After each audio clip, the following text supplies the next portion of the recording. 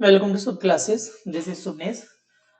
Guys, आज हम अपनी वीडियो में कवर करने वाले हैं केवीएस के अंदर होने वाले इंटरव्यू में हमें किन किन बातों का ध्यान रखना है और किन किन बातों के ऊपर हम अपने इंट्रोडक्शन को इफेक्टिव बना सकते हैं। आज केवल उन बातों के ऊपर ध्यान देंगे। तो सबसे पहले मैं उन बातों की बात करूंगा कि आपको अपना इंटरव्यू कैसे स्टार्ट करना है। तो आज की वीडियो में हम केवल अपने इंटरव्यू में इंट्रोडक्शन की बात करेंगे, ठीक है, कि और उनमें चीजों को ध्यान रखेंगे हमें क्या क्या चीजें अपनी करनी है और क्या क्या चीजें वहां पर नहीं बोलनी है। चलिए, तो सबसे पहले अगर बात की जाए, आपसे बोला जाता है कि अगर आपको बिठाया जाता है वहां पर आपसे बोला जाएगा कि डिफाइन योर सेल्फ। तो सबसे पहला क्वेश्चन, डिफाइन योर सेल्फ का मतलब क्या है कि अपने आप के अपने बारे में बताना। अब वो आपके ऊपर डिपेंड करता है। अगर वो इंग्लिश में बोले तो आप इंग्लिश में भी बोल सकते हो, अगर वो हिंदी में कहें तो आप हिंदी में बोल सकते हो। पर ऐसी कोई लैंग्वेज बाउंड नहीं होती कि आपको इसी लैंग्वेज के अंदर बोलना है। ऐसा कोई पॉसिबल वो नहीं है कि आपको इस लैंग्वेज में बोलना है। आप दोनों लैंग्वेज का यूज करके बोलिए, हिंदी प्लस इंग्लिश, वो भी बेटर है। आप केवल हिंदी में बोलिए, वो भी बेटर है। इंग्लिश में बोलिए, वो भी बेटर है। बस आपके अंदर क्या होना चाहिए, आपका कॉन्फिडेंस लेवल बूस्ट होना चाहिए। चलिए, तो बात करें सबसे पहले आपको किन किन बातों का ध्यान देना है। तो जब भी आपसे बोला जाए कि डिफाइन योर सेल्फ, सबसे पहले आप उनका थैंक यू करेंगे। सबसे पहले आप उनको थैंक यू करेंगे। फॉर एग्जाम्पल, अगर आपसे बोला जाता है कि डिफाइन योर सेल्फ, तो आपको कैसे रिवर्ट से कैसे अपनी चीजों को स्टार्ट करना है। आपको स्टार्ट करना है, thank you to the give me opportunity to introduce myself. अपने आप को इंट्रोड्यूस करने के लिए उनको थैंक यू जरूर बोलना है। तो पहली बात जो हमें ध्यान में रखनी है वो केवल इतनी ही रखनी है कि हम उन्हें थैंक यू बोल रहे हैं। फिर आप उन्हें बताओगे अपना नेम। दूसरी बात जो आपको उन्हें बतानी है, अपने नेम के बारे में बताना है कि आपका नाम क्या है। तीसरी बात अगर आपको बतानी है तो आपको अपनी स्टेट प्लस डिस्ट्रिक्ट दोनों के बारे में बताना ही बताना है।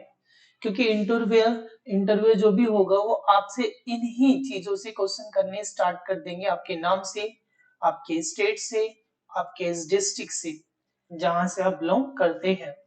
उसके बाद फोर्थ पॉइंट पर आपको ध्यान रखना है, आपको बताना है कि, तो अभी तो हम फिलहाल वो बात कर रहे हैं कि हमें किन किन बातों को बताना है। तो फोर्थ पॉइंट पर आपको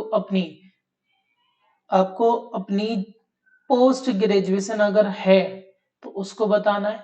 माना कि अगर आप पीआरटी के लिए जा रहे हैं, चलो यहाँ पर थोड़ा सा वेरिएशन है, उसके लिए हम आगे इसको समझते हैं।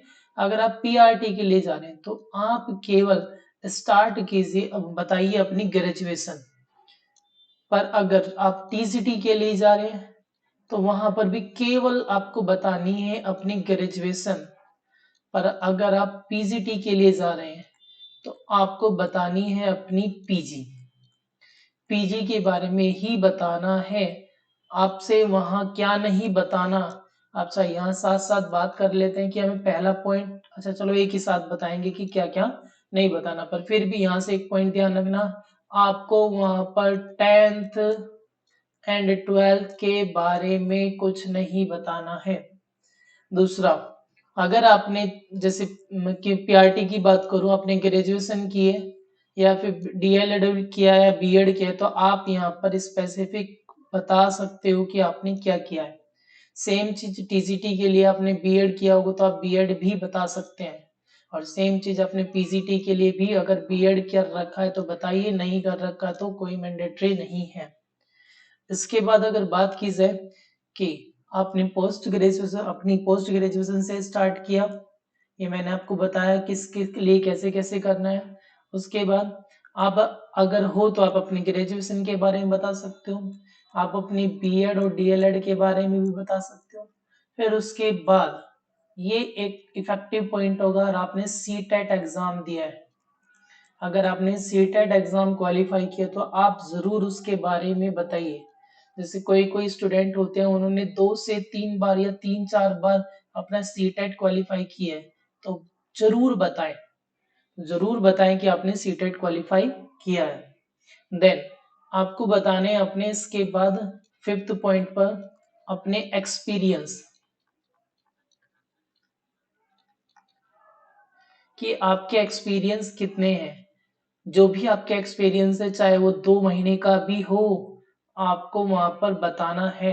आपने अगर कहीं भी वर्किंग किया है वो भी बताना है, और उसके बाद फिर जो आप करंट में वर्किंग हो, और करंट में वर्किंग हो उसका तो आपको मैंडेटरी है, बताना ही चाहिए। ठीक है। देन आपको सिक्स्थ, इसके बाद आपको डालनी है अपनी कंप्यूटर नॉलेज के बारे में, ये भी आपको डालना है।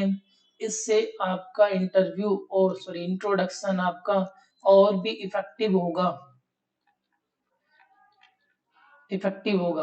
अगर कंप्यूटर नॉलेज, अब कंप्यूटर नॉलेज आपसे ये नहीं है कि इतनी हार्ड पूछ लेंगे कि कंप्यूटर के बारे में, आप उन्हें बताएंगे कैसे, एक बात सुन लीजिए कैसे बताएंगे।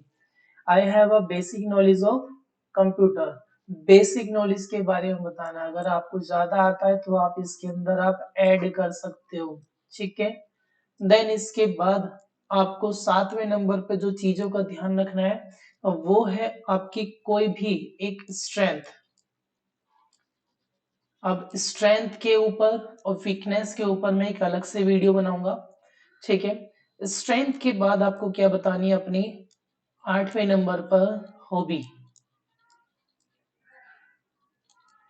हॉबीज बतानी है अपनी। और देन आपको लास्ट में बोलना है अपना 9th पर फिर से थैंक यू, और आपका इंटरव्यू का इंट्रोडक्शन खत्म। तो एक साथ अगर बात की जाए तो सबसे पहले की पॉइंट की बात की जाए कि आपको वहां पर जाकर इंटरव्यू में क्या बताना है। सबसे पहले आपको थैंक यू बोलना है, फिर अपने नेम के बारे में बताना है, फिर स्टेट के बारे में बताना है। अगर आपने पीजी कर रखे तो पीजी से बताएंगे। आपने अगर पीआरटी के लिए एलिजिबल हो तो आप अपनी ग्रेजुएशन या डीएलएड या बीएड कुछ उसके बारे में बताएंगे। देन आपको 5वें पॉइंट पर ये डिस्कस करना है कि आप कितना एक्सपीरियंस है, और करंट एक्सपीरियंस भी आपको डिफाइन करना है।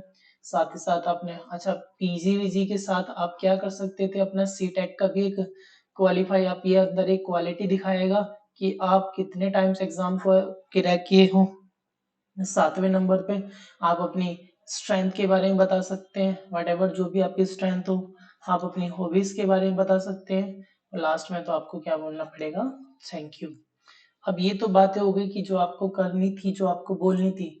अब उन बातों का ध्यान देते हैं कि जो आपको बोलनी नहीं है। सबसे पहली पार्ट, आपको जिसको नहीं बताना, अपनी 10th एंड 12th के बारे में कुछ नहीं बताना।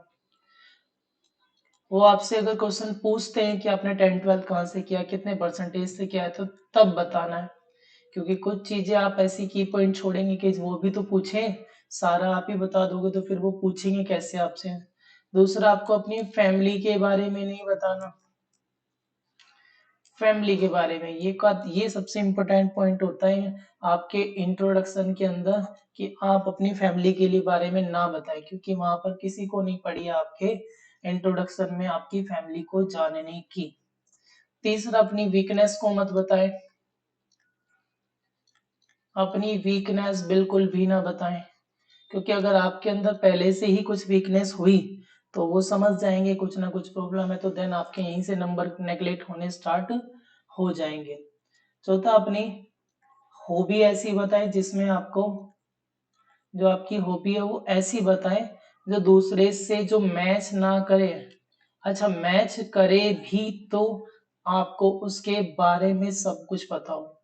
जनरली दिक्कत ही हॉबीज में आ जाती है, क्या करते हैं आप लोग, कॉपी कर लेते हैं। तो इन बेसिक सी 4 बात का ध्यान देना है जो आपको नहीं बतानी है। ठीक है, चलिए, तो आज के लिए इस वीडियो में इतना ही रखते हैं। अब मुलाकात होगी नेक्स्ट वीडियो में, तब तक के लिए बाय बाय, टेक केयर। अगर आप हमारे यूट्यूब चैनल पर नए हैं तो हमारे चैनल को सब्सक्राइब कीजिए और शेयर करना ना भूलें। Thank you.